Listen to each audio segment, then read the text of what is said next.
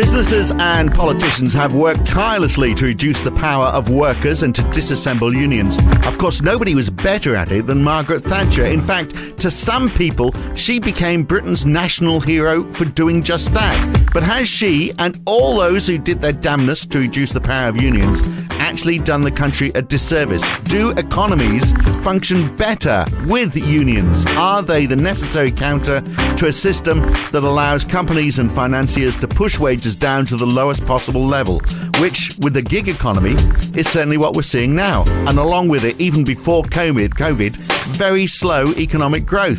That's today on the Debunking Economics podcast with Professor Steve Keen. I'm Phil Dobbie. Welcome along.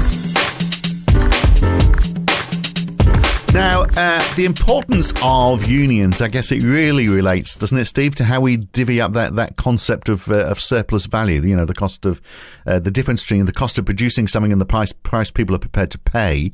So does that extra money, does it go to the workers? Does it go to the capitalists? Or I know your argument is now a lot of it actually goes to the financiers. So what do you think happens, for example, if we are all of a sudden prepared to pay twice as much for a UK car, but the costs stay the same? Where does all the extra money go, do you think? How do we get to paying twice as much for a car? Well, I mean, let's say, for example, we all of a sudden, we love UK cars and the value of them, the perceived value is far greater than it was now, just because we all become very patriotic and we say, oh, you've got to buy a UK car. And because there's such demand, then the car manufacturers put their prices up, but their costs stay the same. So all of a sudden, they've got all this extra surplus. Am I talking to an economic textbook here, or is this Phil Dobbie? No, you're talking to Phil Dobbie at the moment. But I'm just as in a company's margins increase for whatever reason. Where does all the extra money go? Does it go to the profits of the company? Do they say, oh no, we'll pay our workers a bit more, or does the bank come back and say, hey, we lent you all this money, we want you to pay it back quicker because you've got so much money sitting in your bank? Well, if you had an increase in demand for English cars, you'd have a fall in the cost of production of those cars quite substantially, because within a well-organised factory, its cost of production, marginal cost of constant or falling, assuming the same cost of inputs, which of course we're not going to say, let's say wages rise. So your costs fall, you're using your fixed capital more efficiently, so your per unit fixed costs fall as well, and you get the increase in volume means a massive increase in profit at the same time. So that's your starting point. But you said wages rise, but they wouldn't necessarily, would they? I mean, the thing is, you'd have to have something which you're not going to do it at the individual firm level. This comes down to the overall macroeconomy. Do you increase or decrease the demand for labour overall?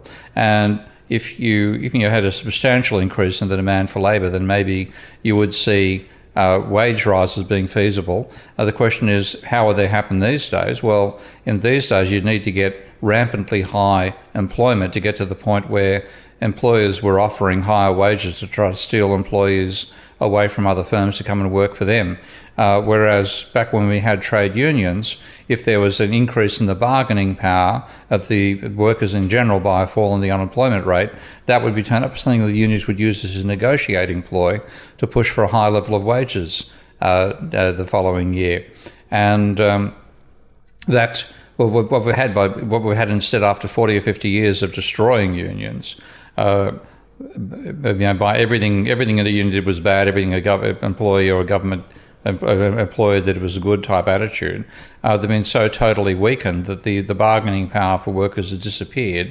And what you've seen, this is something which has turned up in economic data across the planet, workers' share of GDP reached its maximum in 1973. It's been on a downward run ever since. Yeah, well, 1979 in the UK, there were 13.2 million people in trade unions.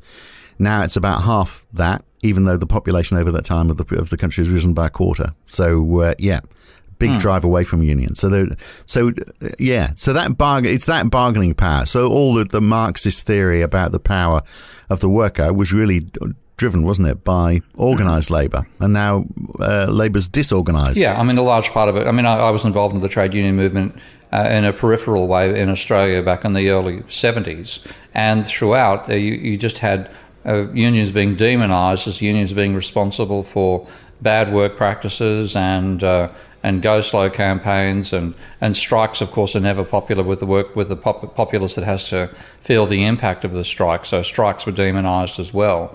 And like I could give some personal anecdotes about seeing some of the bad behaviour that people talk about with unions, because my then girlfriend back in the mid-70s was doing an industrial relations major, and as part of that major, you were required to go and interview an executive of a union, and she managed to get to interview the executive of the car manufacturers union. I've forgotten its name back then, and it was quite a funny experience. I asked if I could trot along, which I did, and we were led into the guy's nicely panelled room, and he then explained how other unions do things like campaign over having soap in the washroom, and he brought it all down to bargaining over the wage level. And we then went out to have a chat with the other staff in the office, and I spiked the conversation a bit about comparing different types of cars. You're a Ford or a Holden buyer. There was the choice back in those days. And they avidly dived into the advantages of Fords versus Holdens. And I walked out and said, having worked in a few factories as part-time jobs as a student, it matters whether there's soap in the washroom. That's the sort of thing you want the union to take care of. And these guys, they weren't talking like people who'd worked making cars. They were talking as consumers of cars. There was a huge disconnect between this management of the union and the union, the workers itself, I thought. And 3 weeks later, I think it was 3 or 4 weeks later, there was a news story where the union had gone into the South Australia, the union organiser had gone into the South Australian plant to try to take over some industrial dispute that the workers themselves were running at that plant. And he was literally thrown out of the building over its barbed wire fence by the workers. Wow. So some of that stuff about bad union behaviour, I've seen it and I've experienced it too. Yeah. And that's created the problem, hasn't it? But, I mean, it's part of the problem. Yeah. Because in the ideal world, the union would be there to say, well, okay, look, the company is performing well. We know that the margins are quite large. We believe a significant proportion of that should go in salaries for the workers because they've helped to create that. And you're also talking about working conditions, because we're seeing right now reports about the working conditions of workers in Amazon, and they're absolutely appalling. The company has a policy of sacking people. As a manager, you get sacked if you don't sack enough of your own employees over time. And the turnover seems to be running at the order of 100 to 150% of the workforce a year, which is, dreadful conditions all around. So if you had a union in there which is actually working in the interests of the workers themselves, they'd be saying, we want to get rid of this policy about automatic sacking. We want to have, better rest periods, all the stuff to make it relatively pleasant to be at work rather than a penalty and a scare system.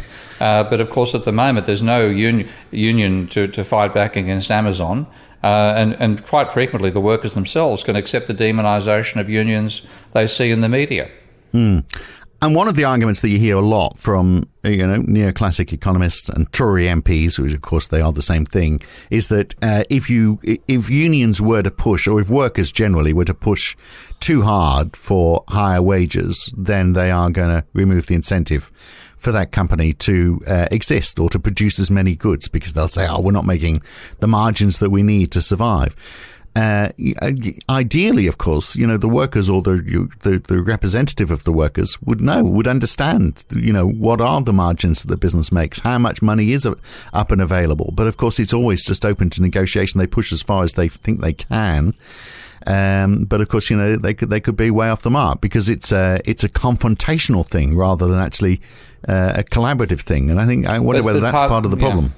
But it's also part of the solution. And this is, I actually saw Noah Smith, the guy I've had a couple of run-ins with over time and got to have a pretty pleasant relationship with these days. Mainstreamer, but he can see he sees outside the mainstream envelope quite frequently.